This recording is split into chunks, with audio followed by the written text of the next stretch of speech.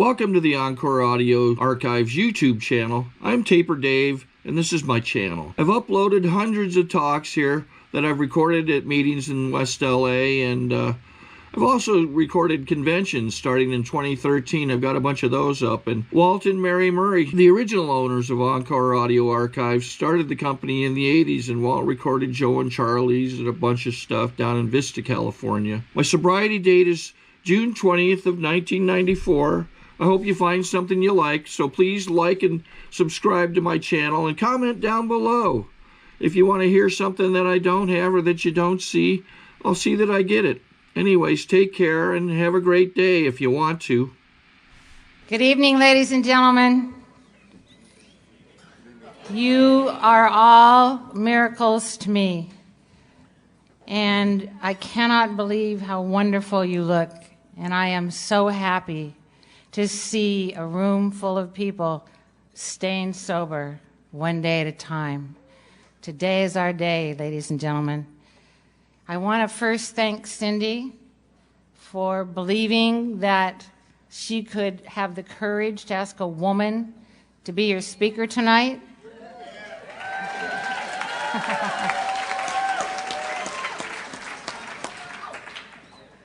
I worked on the first convention. This is the 27th. Lori, who was at the table with me here. My name is Linda, and I am an alcoholic.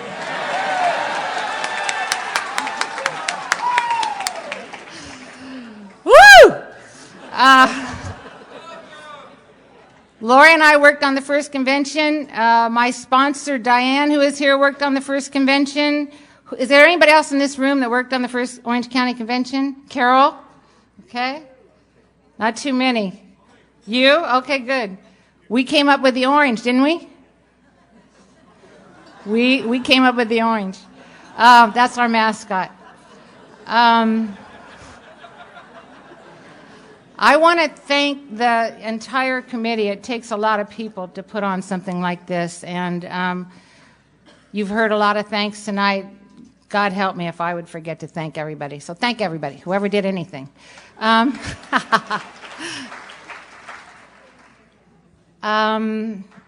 am very, very happy that we have had good, strong Al-Anon participation at this convention and young people.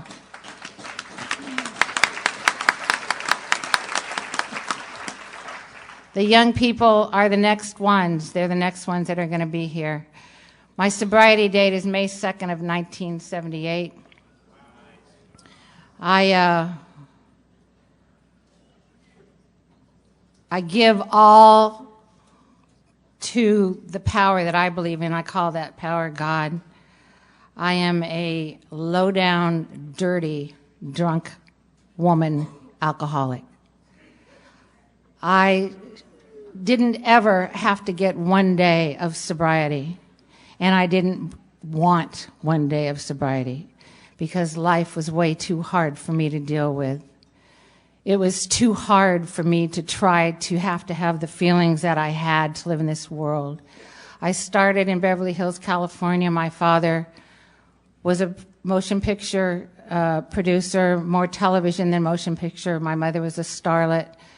I come from a family of four. There were two from that father, my older sister Roberta, who lives in Arkansas. My mother remarried when I was 5 to my stepfather, and we moved to Pasadena, and 2 children from that one, my sister Deborah and my brother Michael. I am reminded of my father, who I still call Daddy, because they were divorced when I was so young. I just never did stop calling him Daddy. When I look at this ice sculpture, he took me to restaurants in Beverly Hills that had ice sculptures, and I see them very seldom now. And what a beautiful job you did, Marty. Thank you.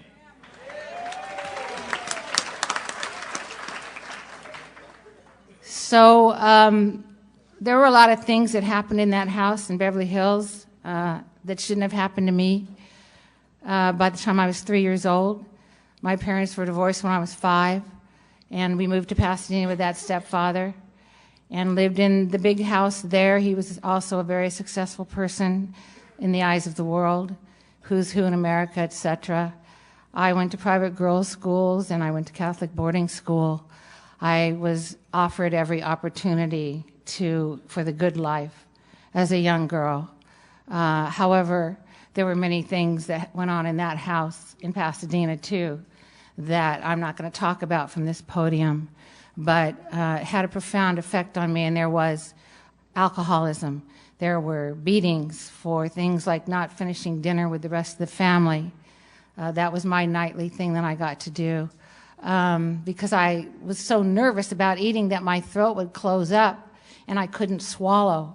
And so I would go to the powder room and take that beating every night. I tried to do everything that I could when I was in school to make them proud of me. And so I'm reminded of Kay, who did such a beautiful job at the Al-Anon luncheon today. And I'm thinking about Maddie at the end of this table who lost her mother this year. It was a beautiful lunch today, and I'm very grateful that I got to go. And also, I want to thank Tony for last night, who was much funnier than I'll probably be. So I did the best I could in that house, and I took one last hit when I was 15 years old. We lived in a huge house, and the kitchen was huge. And that stepfather of mine knocked me from one side of that kitchen to the other. And the next day I left that house. I was 15 years old. I went to live with my best friend, Carol Troop, and I wish I knew where she was. Her mother showed me love, and I don't want to forget to mention the woman who was so instrumental in my life that showed me love, because I didn't feel love from my mother, and I loved her with all my heart. And I found out later she loved me, but I just couldn't feel it when I was young. I hated her in the same breath. But Ann Richardson, who probably is gone, I don't know where she is, but she was a person who did teach me how to love. And as far as I'm concerned, love comes from God. That's who God is to me. And so I left that house and I went to live with Carol and her mother, who was fun. They had Marines and people from the Navy, guys from the Navy there, and we played pinochle, and they had a house in Belmont Shore. I'm a native Californian. I grew up and was raised here all my life. In Belmont Shore, they had a house, and we went down there and sailed and just had lots and lots of fun. I went back home when I graduated in 1958. I graduated from Pasadena High School at the Rose Bowl, and went back home that night and was not well received. So it was a problem for me to be there. I went to one semester of Pasadena City College, where I was later to tell many men in many bars that I was the Rose Queen. When I would say I was from Pasadena, they would say, "Oh, isn't that where the Rose Queen's from?" And I'd say, "You're looking at her." Another drink, please. Oh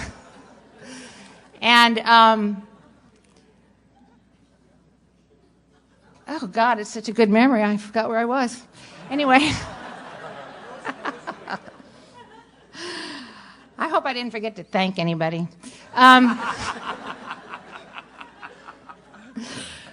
Let's see. So I went to Pasadena City College, and then I started climbing in and out my window because I was seeing a football player that I wasn't supposed to be seeing. I was always doing something I wasn't supposed to be doing. And so I was sent to live with my aunt and uncle in St. Louis, Missouri, and that's where I had my drinking career began. I actually had my first drink. I was one of the boys in high school. I was always a tomboy. And so I ran around with them, and they all drank, and I didn't. So I went with them one time, and they fixed me a nice drink of vodka, about this much vodka, and then they put a splash of Coke on the top. And I sucked it up, and boy, oh boy, I didn't ever want to do that again. I was so sick. Sick. But now I'm in St. Louis, and I am going to school. I'm going to Washington University. I'm going to be a doctor. I'm living at my aunt and uncle's house. I'm taking liberal arts, but I'm going to be a doctor. I'm living at my aunt and uncle's house, and I'm riding my aunt's horse in the morning, and I'm going to Mass, like my father wanted me to be a good Catholic girl. I'm going to Mass every morning. in the beautiful cathedral there, and I am working at Famous Bar Department Store, and I'm going to Washington University at night. And then I meet my friend Lou, and Lou drank scotch on one rock. And I asked her to just take me, because I wanted to learn how to drink, because some nice gentlemen were asking me out to dinner and asking me what I wanted, what a beautiful little girl, what I wanted to drink before dinner, and I said, I don't drink. And they said, oh, you don't drink? You're just a baby. Well, God knows I didn't want to be a baby. So I asked Lou to help me, take me with her, and so I ordered my JB on one rock. That's the kind of scotch she was drinking at the time. And I had about 2 or 3 of those that afternoon in St. Louis and walked out in that sunshine and just felt as good as I ever felt in my life. And I was not to ever stop after that. About 18 months later, me and half the Army, the whole Army was on that train, I remember that. Took the train back to L.A., and the night that I went back, that sister I told you about in Arkansas picked me up at the train station. My parents were at a cocktail party, as they usually were. They went to a cocktail party almost every night. And Roberta picked me up, and I came home and went into my bedroom, and my parents were at the cocktail party. So, in those days you wore a full slip. We're talking about the 50s, okay? You wore a full slip. So I took off that suit I had on, and I was watching Elvis Presley, who was on Ed Sullivan that night, in that full slip, and they came home, and my mother jumped all over me for being out of my room without a robe. So the next day I left again, and I went to Hollywood. In Hollywood, I always wanted to be an actress or a singer, something very important. Hollywood is where I met my first husband. I met him at one of those Hollywood parties up on Mulholland Drive, where all the little stars kids went. And we were married for 3 years. I do everything in threes. Except to have kids. I don't have 3 kids. And I have had 4 sponsors. He had a really bad temper, kind of like that stepfather of mine. And so he started doing the same thing that my stepfather did, and I wasn't to understand until much, much later, until after I got sober, how I would happen to be with someone like that. You couldn't have told me. And so I know what it's like to be a battered woman, and by the way, I know what it's like to have pitiful and incomprehensible demoralization. It's something that I don't ever want to have to feel again as long as I live. And I haven't forgotten that one day of the 33 years that I've been graced and had the grace and the mercy to be able to be here. And so, where was I? Mary. Oh, my first husband. Ha, no wonder I forgot. Anyway.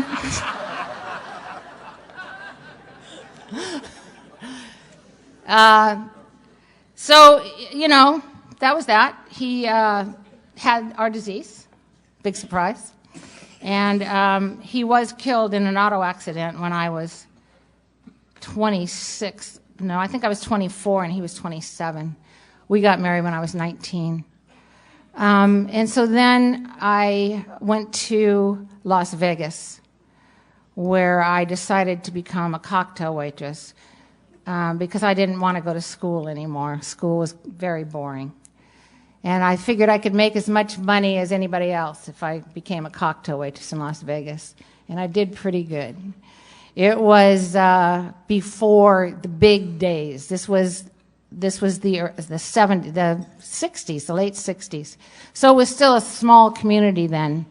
And I was still drinking. I met a man who the husband is not with me anymore. I met another man in Las Vegas who was going to be a very important man in my life. He was a very important man in my life because he gifted me with a beautiful little baby girl. And that little baby girl is in this room tonight. and she's 43 years old today.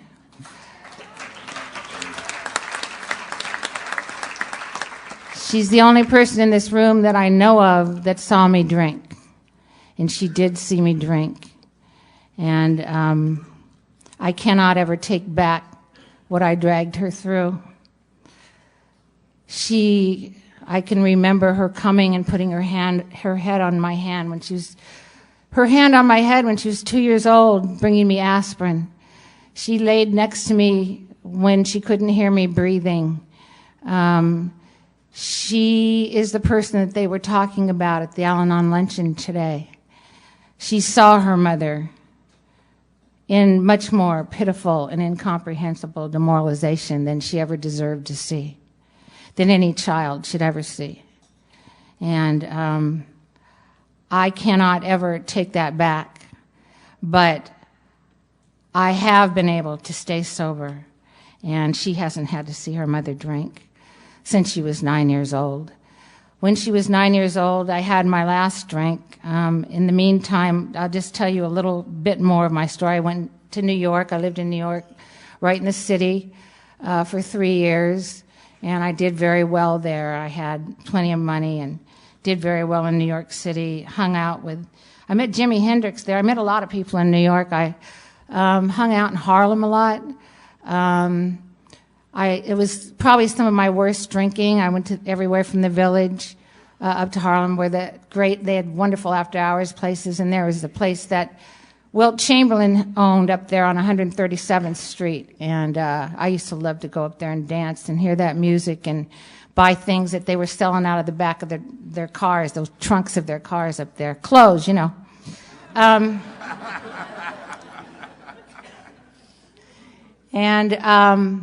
I had a great time, but I was very, very depressed in New York.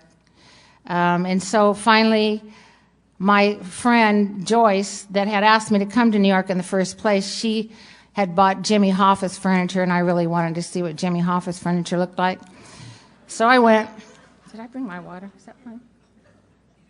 To obtain additional copies, receive a free catalog of AA and Al-Anon talks, or to find out about our tape and CD of the Month Club, call Encore Audio Archives at 1-800-878-1308 or visit our website at www.12steptapes.com.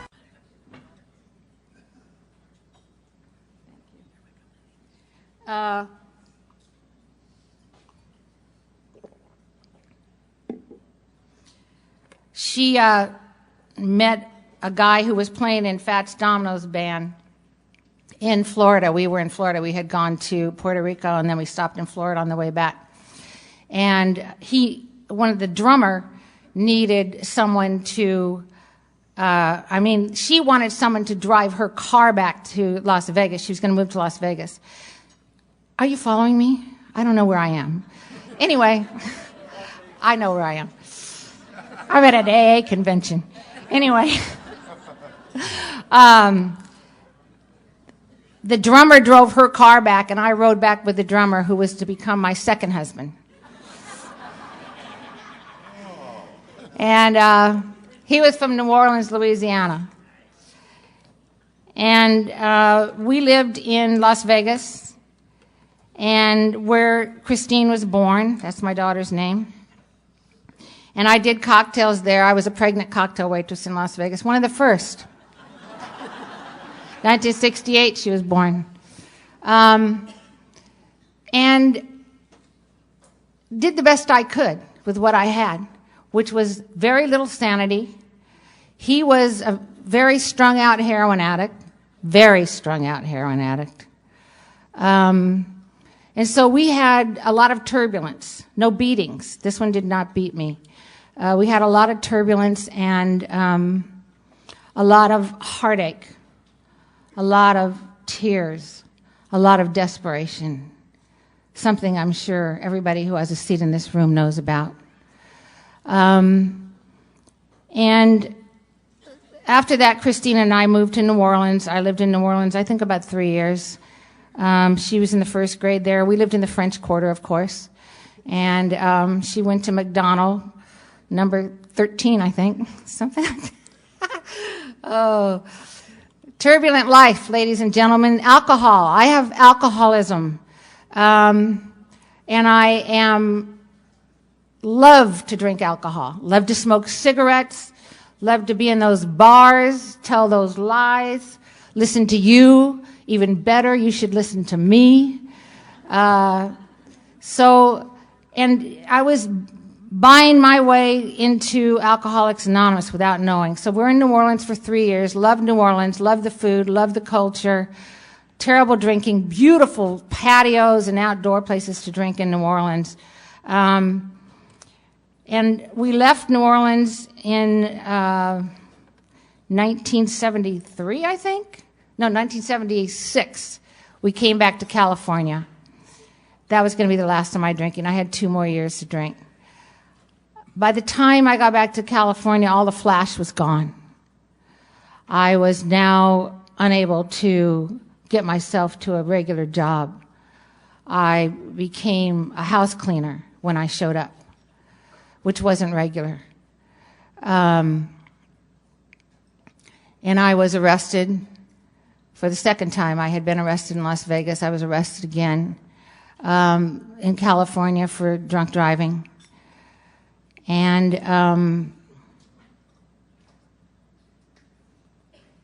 that one was somehow let go, or in my head I let it go, I don't know. But I was arrested again 6 months later, almost to the day. That arrest was for felony manslaughter, drunk driving. I was in a blackout. I was a blackout drinker. I hit 2 people, 2 young kids, 16 and 17 years old. They were on a motorcycle coming out of the donut shop.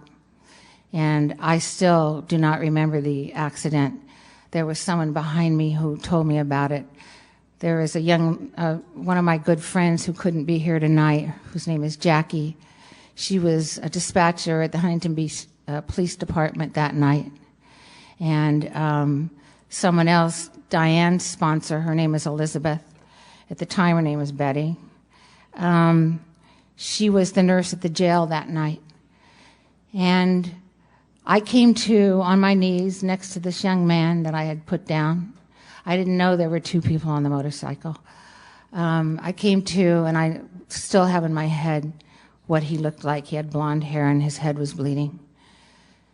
And so they put the cuffs on me, and I don't know how I stopped the car. I don't know how I wound up on my knees next to this young man.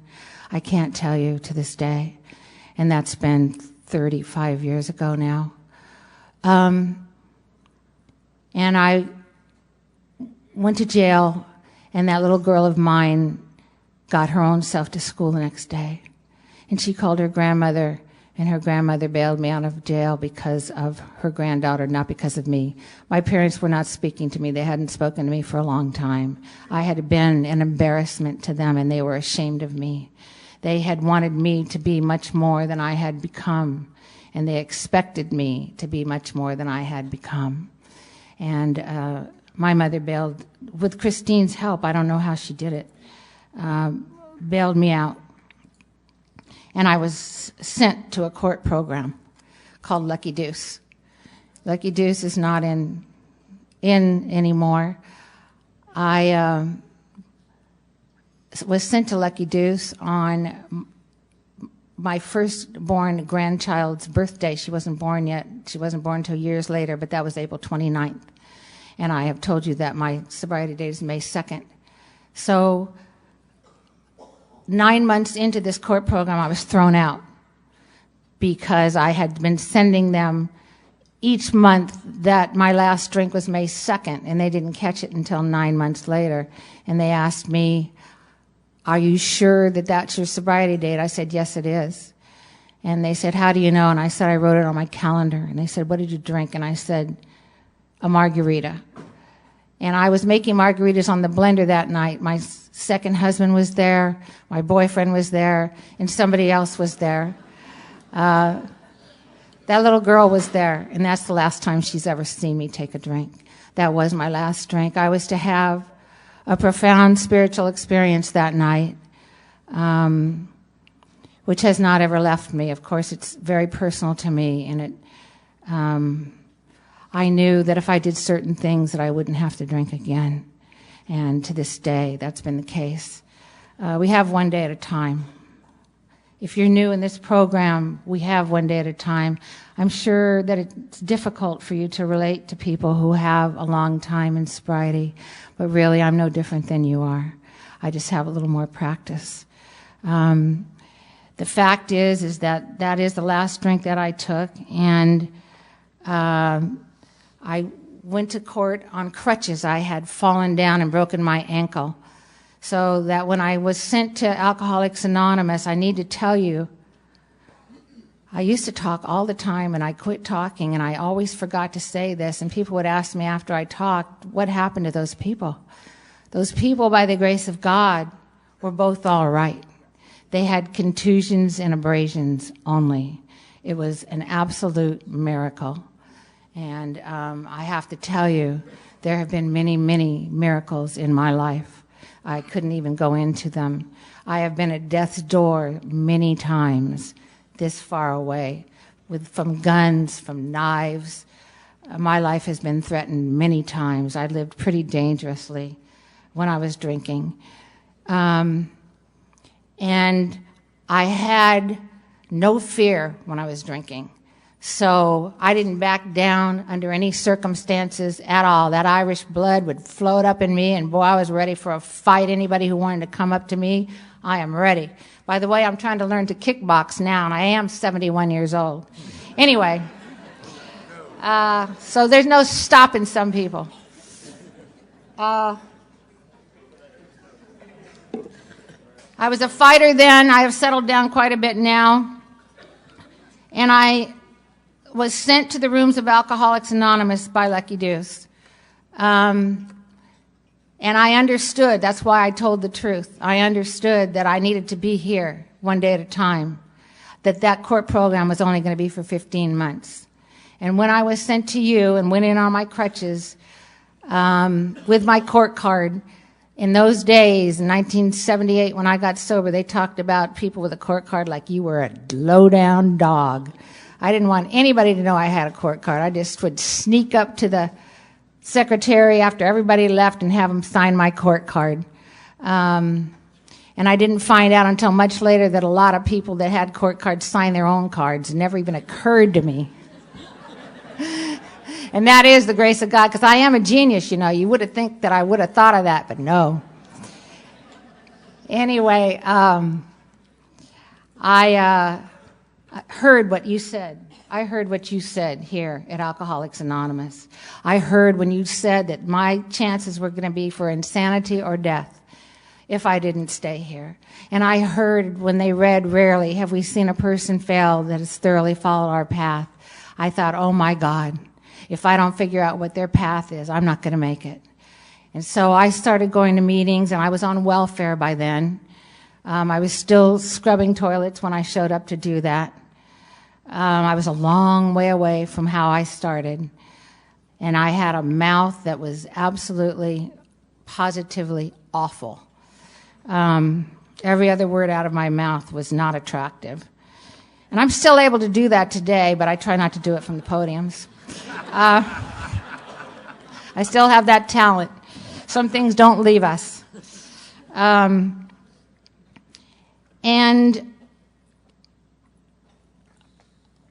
I keep losing my place. Huh? Bad mouth, but before that, where was I?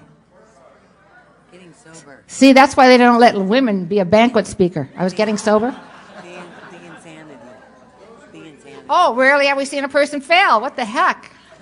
Oh, my God. And so I heard that.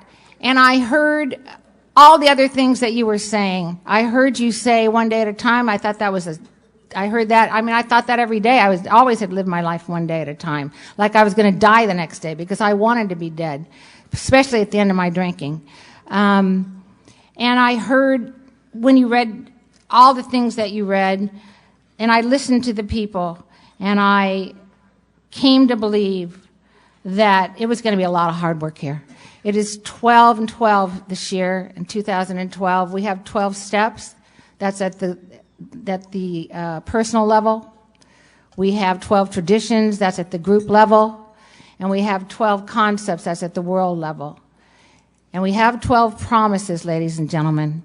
And thank God we do, because it lets us know. And I was so glad when I heard, when I heard no matter how far down the scale you have gone.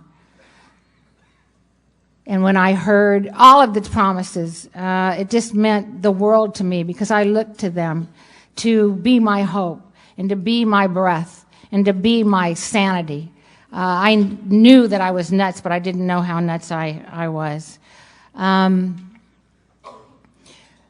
the time I was 3 months sober, I heard people say that you shouldn't make any major changes in the first year. And so that is the thing that I did do. I did make a major change, and I went home with a nice young man who took me to his house and asked me what I wanted to drink, and I just sunk. My heart just sunk. And he must have seen the look on my face and said, I have grape juice and I have water, and what would you like to drink? And I said, I'll just take water. The result of that friendship is sitting next to his sister in this room. He's 32 years old, and his name is Rick. And Rick and I were newcomers together. That's my boy. God, I love him. That boy and I were newcomers together. He has 1 year less than I do. And I have to tell you how helpful he was to me, because I watched his progress. I watched him crawling, and I watched him trying to take his first step and eat his food. And I knew that I couldn't ask too much for myself, because we don't ever think we're doing it fast enough, do we? I wasn't moving fast enough in this program, but when I would look at him, it would put me right back into how I truly had to start here, because I had to start all over again. And I want you to know that I am the same person who came in on crutches, that I do have all the same character defects, but I have learned how to have a different reaction to life. It's been extremely important to me to learn that. And I learned that God gets the glory, that God is the power, that of myself I am nothing, that faith doeth the works, that the truth will set you free. And so I became unafraid to tell you the truth. I wasn't afraid to tell you who I am and where I had come from. And if you didn't like me, that was going to have to be your problem. And I was I have to say, my friend Susan called me Susan. I called her Chinese, and she would say, my name's Susan. And Susan and I got sober at the Costa Mesa Solano Club, and she was in as many meetings as I was in, and she lost her children.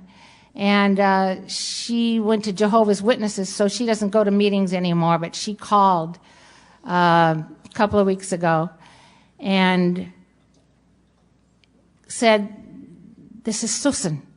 And I said, hi, Susan.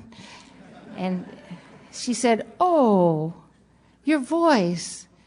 And I thought, what about my voice, Susan? And she said, not harsh anymore. And I started crying. I cried a lot of that afternoon because she saw me when I was brand new, and I was very angry. I thought that you were all just a bunch of drips, just really didn't like you, didn't want anything. You said, if you want what we have, I wanted nothing that you had. Whatever it was, I didn't want it. And when I saw you run up and get those chips, I thought you were the biggest drips in the world to want to run up and get a chip. Oh my God, I was way too sophisticated for that. No chips for me. Raise my hand as a newcomer and you're going to talk to me? I don't want to talk to you. I'm not raising my hand as a newcomer. Do not talk to me after the meeting. I got nothing to say to you. I don't want to be in these meetings. I'm just here because I'm just an alcoholic and I have to be here, but I don't want to talk to you. So I made it pretty clear to people, and people just sort of nodded at me. And the old timers, Lois, I see you over there. The old timers would tell me to keep coming back. That's all they would say to me, keep coming back, Linda. I didn't know they told everybody to keep coming back, because it made me feel kind of good. Yeah, I thought I was special. And I met people who were to become very important to me. My first sponsor's name was Thelma. Thelma was half Indian. She was perfect for me. She was old. She was tired. I knew she wouldn't tell me to do anything, and she didn't. She said, Linda, I think you're doing great.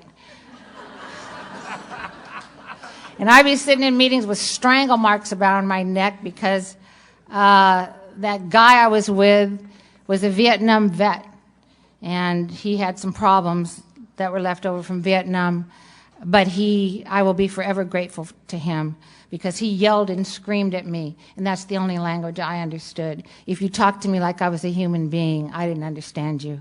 I was an animal when I got sober. I was really, really lost. And he got in my face and told me that if I didn't write a 4-step, I was going to die. He also told me when I was pregnant that I wasn't pregnant, that he'd never seen a pregnant woman in Alcoholics Anonymous. I said, you're looking at one now, buddy. So, and my daughter, I have to say, has not met her father. His name is Bobby Jones. He's not the golfer. If he's anywhere, let me know.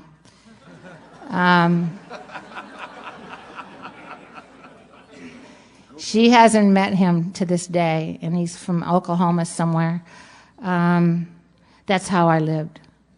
I wasn't a conformist. However you were supposed to live, I didn't live that way. And I paid some big prices for it, and so did those people that were in my life. I didn't give them credit until I got sober, but they paid huge prices. And those children, although Rick's never seen me take a drink, but those children, I did have a little temper. His sister had to save him a couple of times. When he was 16 years old, he was coming down the stairs, and I was going to another meeting. I got very active in Alcoholics Anonymous. They told me that I was sicker than others, and those that are sicker than others are going to have to do more service work. And so I did a lot of service work. And one day my son was coming down the stairs. He was about 15 years old, and asked me where I was going, and I said I was going to do whatever service thing I was doing. And he looked at me and gave me a dirty look, and I said, what's wrong? Aren't you glad that I'm in Alcoholics Anonymous and that I'm sober? He said, as a matter of fact, Mom, I hate Alcoholics Anonymous. And I thought about that, and I thought, of course he hates Alcoholics Anonymous. It takes his mother away from him a lot. I had to do a lot of hospital and institution work. I went to the Orange County Women's Jail. I was telling Billy that I did a little general service. My sponsor, Diane's very involved in it, and she tried to get me to do it. But I did a lot of work in hospital and institutions, and I want to tell you about some of the women that I sponsor. The first 2 women that I sponsored are gone. One of them, all the girls and I got together and gave her a service. We were the only people at her service. She didn't have any family. Her name was Candy. And the girls that I sponsor today know about her. I tried for over 20 years to help this girl, and she just couldn't get it. She would have it for a little while, and then she'd lose it. And I would try again, and she would try again. And we did the best we could. And one day she was lying in the hospital in Westminster, California. And I went to see her and looked in those big brown eyes of hers, and she said to me, I went too far, didn't I, Linda? And I said, I hope not, Candy. But she had gone too far, and we took her to another hospital, and that's where she died. The other one, Gloria, I just found out had cancer and died in December. So those were my first 2 12-step calls. The next one was not a 12-step call, but she was the first person who stayed sober, and her name was Chris. Chris B. She doesn't go to meetings anymore, but she still keeps in touch with me. And I told her, if you want to stay sober, don't ask me to be your sponsor, because everybody who asks me does not stay sober. So if you really want to stay sober, get somebody else. And she said, I don't want somebody else. I want you to sponsor me. And I said, okay, we'll try. And she did. She stayed sober. She was the first person that I sponsored that did stay sober. Since then, I have had so many more, and many of the girls are here tonight. I want to talk to you about my other 2 sponsors. The second one that I had, his name is Janice. Christine and Richard and I lived at Janice's when I was 2 years sober. because I could not pay my rent in the apartment that we were living in. And I was just then trying to get off welfare and food stamps and get out of that awful banged up primered car that I had that my daughter stayed on the floorboards of. She was so ashamed to be in it. I had to drop her off 2 blocks away from school.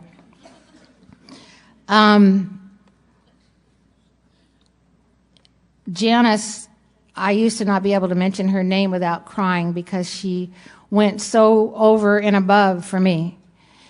She brought us groceries just out of the blue when we were going to be probably eating oatmeal that week. She took us into her house. It was actually her husband who did that. And we stayed there for 5 months, me and my 2 kids. I had gone to meetings and said I didn't know what I was going to be able to do with my kids, and nobody offered to take us in, and I just, was very discouraged, and I just thought I knew it. Those people in Alcoholics Anonymous don't care. They never did. And I was very discouraged. At 2 years of sobriety, I was starting to get a little suicidal again. But they took us in, and we stayed there. And Janice told me things like, for God's sakes, Linda, you don't have to rehearse to be yourself. And she told me things like when I was going to go on my first panel, and it turned out that the Academy Awards were going to be on that night. And of course, because of my father, I had not ever missed an Academy Awards. And there was a movie producer called Cecil B. DeMille. Many of you are probably too young to know who he was. But I told her I wouldn't be able to go. And she said, well, the next time you need some help, call Cecil B. DeMille, Linda. Needless to say, I went to that panel. They didn't have Tebow then. So, because I understood that my sobriety had to come before anything. And I still understand that today, and that's one of the reasons that I'm standing here tonight.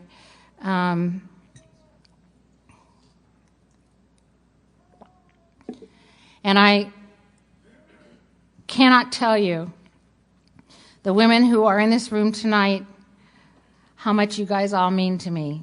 Several of the women that I sponsor are here tonight, and they are a lot different than the early women that I sponsored.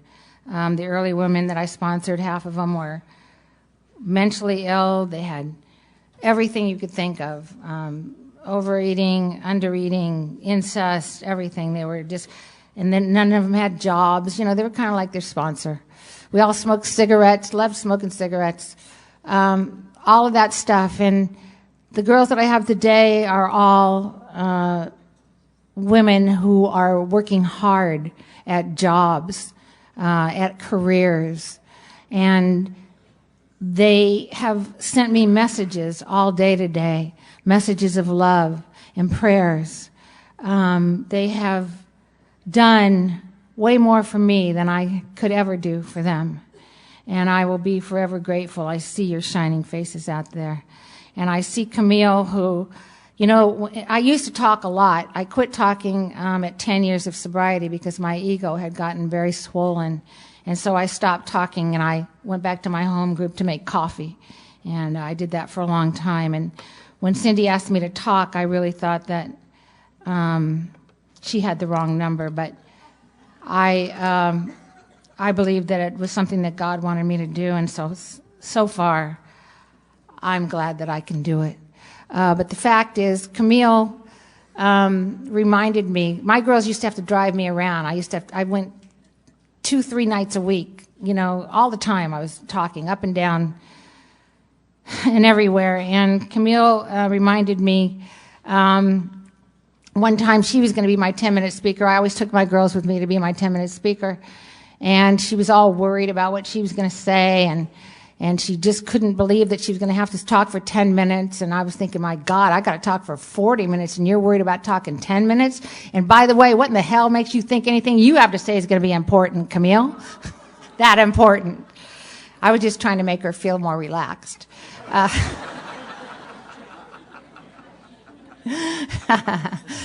Oh, I was very hard on my girls when I was new. Now I'm not. Now I understand that no human power. I really understand what that means. So I try to, and I get to, love them, and they have given me so much love in return, that I am full up tonight. I have told you that I believe of myself I am nothing. I believe that I don't have the ability of myself to be here with you tonight. I have told you how much I loved to drink and carouse and do everything that went along with it. And I didn't think that there was ever going to be any other kind of life for me. That mother of mine that I told you about that didn't want to talk to me got ill, and she called me, and she wanted me to come. And that's the same mother who, at 3 years of my sobriety, called me on the phone and told me she was proud of me. And I got off the phone and I cried, and I cried, and I cried. I hadn't cried for 3 years, I don't think. And I was crying because it didn't matter anymore. I didn't need her approval anymore. I had needed and wanted her approval my whole life, but it didn't matter anymore. I had yours, and I had God's, and I knew I'd be all right. And so when she wanted me to come and be with her, I did that. I quit the job that I had, and she lived in Montecito, which is a beautiful place, so it was pretty easy to go there. And I would go back and forth on the train and be with my mother. And she got dementia. We played cards. We played a game called Spite and Malice. I don't know if you know, any of you know, it's a great game. We played that a lot and went to nurseries, and she had someone there cooking for her. It was nice. And she had had a stroke, and so she didn't want any heroic measures. And so we brought her home. And I threw myself across her bed and said, "Mom, you said you didn't want any heroic measures, and so we're not going to give you any." The stroke had rendered her unable to speak. And she was a beautiful woman, and she still was a beautiful woman. And I threw myself across her bed and told her how much I loved her and said, "Mom, you told me you don't want any heroic measures. If you've changed your mind, you need to let me know." And that woman looked at me with more love than I have ever seen in a pair of eyes in my entire life. And I knew then that my sisters had told me the truth, that she did love me, that I was mistaken, that when I thought she didn't, she did. And so I was able to be there with her. My daughter presented me with a baby girl who is now 17 years old. Her name is Caitlin. She's a soccer player, a very good soccer player. And I did not think that I was good enough to ever even be allowed to have a child, much less a grandchild. I thought that I was very dirty, and I was garbage, and God wouldn't give me a child. And so when Caitlin came into the world, I was so happy, but I was working at Jan's Health Bar, and she wouldn't let me off, and so I couldn't be there for Caitlin's birth. And she just has gotten a scholarship to Marymount in Palos Verdes for soccer, but she can't play because now, right after she got the scholarship, she threw her knee out for the 3rd time. So she's wrecked both ACLs and meniscus and whatever else you can wreck in your knee. She still wants to play, and the coach still wants her, and academically, she's still going there, so that's great. And then the next grandchild was Johnny, and Johnny is 13 years old. He's going to be 14, and Johnny plays golf and gets straight A's, and he's a very, very interesting, wonderful human being. And then my son presented me with 2 children, a girl and a boy. The 10-year-old little girl, Destiny, is in gymnastics. She's an A++ student. She was just born with the ability to just be natural, very even-tempered. And then her little brother, Christopher, who was 5. And And they come down every weekend, and I got to sleep with Destiny last night. And, what I'm trying to tell you is that my life is completely different than I thought I wanted or that I ever could have hoped to have. I was able to get a house with the help of that mother of mine right at the ocean in Newport Beach. I know what it's like to live in a room with a bathroom down the hall. I know what it's like to be in dirty, grungy hotel rooms. I know what it's like to not be able to pay your rent. And I knew what it was like to live in a nice house in Newport Beach, too, but I didn't think I'd ever have one. And I do. With a swimming pool and a spa. 2 blocks from the beach, ladies and gentlemen. You are looking at a miracle. So my life is full today. The women that I sponsor, we have a meeting every month in my house. We all bring food, and we go over one step each month. I have new women in my life, women with one day. She came up here and took a book.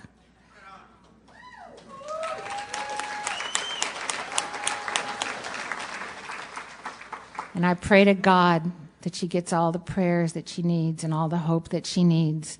I love the people who struggle, who come back, who don't give up. There's always hope. I am not a person who scorns newcomers. I love the newcomers, and I pray for you. And I know that you can't do it by yourself, and I hope that you know you can't do it by yourself, but we can do it together. And we can do it, and you can do it the same way we do, and that's one day at a time. I am a crazy person, and I will always be crazy. So it's not possible for somebody like me to get here, and it's certainly not possible for somebody like me to stay here. And that's why God sent me here the way he did, with that court card hanging over my head and knowing that I could have killed 2 people. That helped me to stay here. But that spiritual experience helped me more. And then you carried me. Lois over there, who was my friend Annie's sponsor, inspires me. You people inspire me. I am inspired by you, and I thank you for that. I think that I've talked enough. I think that I've told you what it was like, what happened, and what it's like today. I hope I have. I want to thank you for your attention. I want to thank you for letting me look at you and see how wonderful, when we think of how this program started, and here we are, and we're only one room. There's another convention going on in San Diego, and there's conventions all over the world and people all over the world today. And, we can't do it alone. I can't. I need you. I need you as much as I ever did. My sponsor, Diane, allows me to call her once a week, and she reminds me if I don't. She says, she'll send me a text. Did you forget that it's Tuesday? I call her more, but I have to call her once because I have to be accountable. I have to be accountable to another human being. I am a wild and crazy girl. And I have a head that's really, a little wild, which is a polite way of saying it. So I am grateful for what she has given me. She taught me about commitment. She told me that she didn't think that they should all have to do something that I didn't have to do, that I should be able to get to the meetings on time like they did, that if I said I was going to do something, that I should show up and do it. Because, when you have no self-worth, it doesn't really matter if you show up, does it? I mean, who's going to miss you? But so there was a lot that I had to learn. And I have learned a lot here, and I have learned how to put it into action. And I know that you guys know how to dance and sing and be entertained, and that's the next thing that's coming up. Before I get down, I want to thank God for all he gave me. I want to thank God again for all he took away. And most of all, I want to thank God for all he left me. Thank you.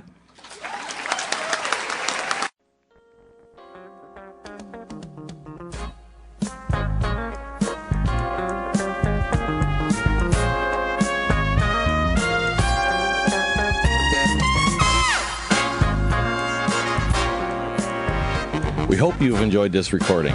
To obtain additional copies, receive a free catalog of AA and Al-Anon talks, or to find out about our tape and CD of the Month Club, call Encore Audio Archives at 1-800-878-1308 or visit our website at www.12steptapes.com.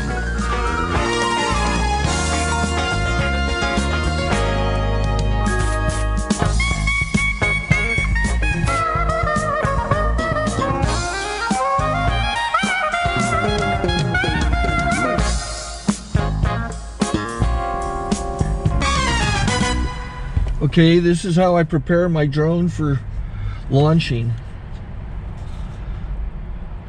I like to do it inside the cab of my truck so I'm not standing outside in the weather.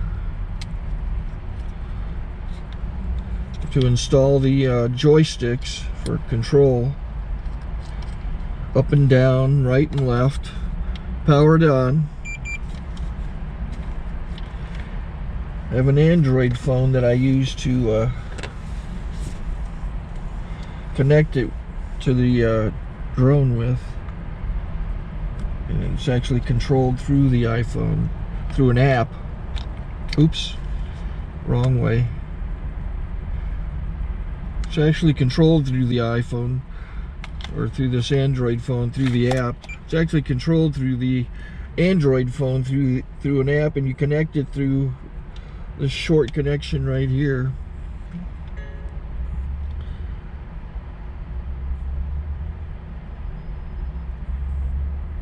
Remote control connected.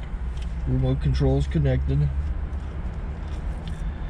So I pull out the drone.